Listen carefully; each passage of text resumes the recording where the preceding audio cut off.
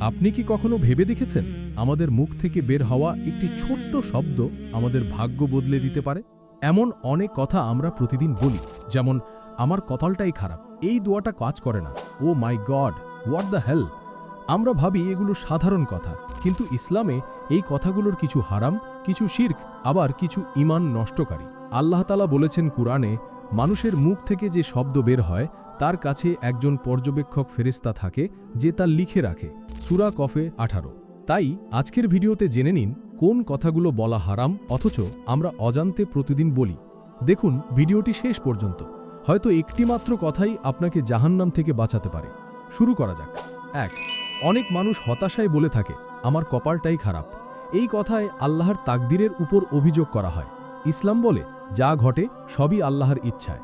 রসুল সাল্লাল্লাহু আলাইহি ওয়াসাল্লাম বলেছেন, তুমি বলো না যে আমি যদি এটা করতাম, বরং বলো আল্লাহ যা চেয়েছেন তাই হয়েছে। সহিহ মুসলিম। 2। তাছাড়া এটা বলা, এই দোয়া তো কাজ করে না, এই কথায় দোয়ার শক্তি নিয়ে সন্দেহ করা হয়। অথচ আল্লাহ বলেন, আমার কাছে দোয়া করো, আমি তা কবুল করব। সূরা গাফির 60। তাই কখনো দেরি হলেও বিশ্বাস রাখুন, আল্লাহ শুনছেন, শুধু সময় দিচ্ছেন। 3। আজকাল অনেকে বলে থাকে ও মাই গড বা OMG, অনেক সময় মজার ছলে বা রাগে বলা হয়, কিন্তু এতে আল্লাহর নাম কি তুচ্ছ করা হয়। উত্তম বিকল্প সুবহানাল্লাহ বা আস্তাগফিরুল্লাহ। 4। অনেকে অধৈর্য হয়ে বলে থাকে, এই কাজ আল্লাহ পারবেন। এটা সবচেয়ে ভয়ঙ্কর কথা, কারণ এতে আল্লাহর ক্ষমতাকে অস্বীকার করা হয়। এটা সরাসরি কুফরি। আল্লাহ বলেন, আল্লাহ সব কিছুর উপর ক্ষমতাবান। সূরা বাকারা 20। 5। অনেকে ইংরেজিতে বলে গো টু হেল, যার অর্থ জাহান্নামে যাও। অন্যকে জাহান্নামে যাওয়ার অভিশাপ দেওয়া হারাম। 6। অনেকে রাগে বলে থাকে হোয়াট দ্য হেল বা হোয়াট দ্য এফ, যা মূলত অশ্লীল ভাষা। এসব শব্দে অশ্লীলতা ও অভিশাপ আছে, যা মুসলমানের মুখে মানায় না। আল্লাহ বলেন, আল্লাহ সব কিছুর উপর ক্ষমতাবান। সূরা বাকারা 20। 7।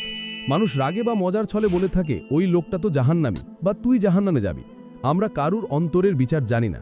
রাসূল সাল্লাল্লাহু আলাইহি ওয়াসাল্লাম বলেছেন, যে কারো সম্পর্কে বলল সে জাহান্নামী, যদি সেই ব্যক্তি জাহান্নামী না হয় তাহলে সেই কথাটি বলার ব্যক্তি নিজেই সেখানে যাবে।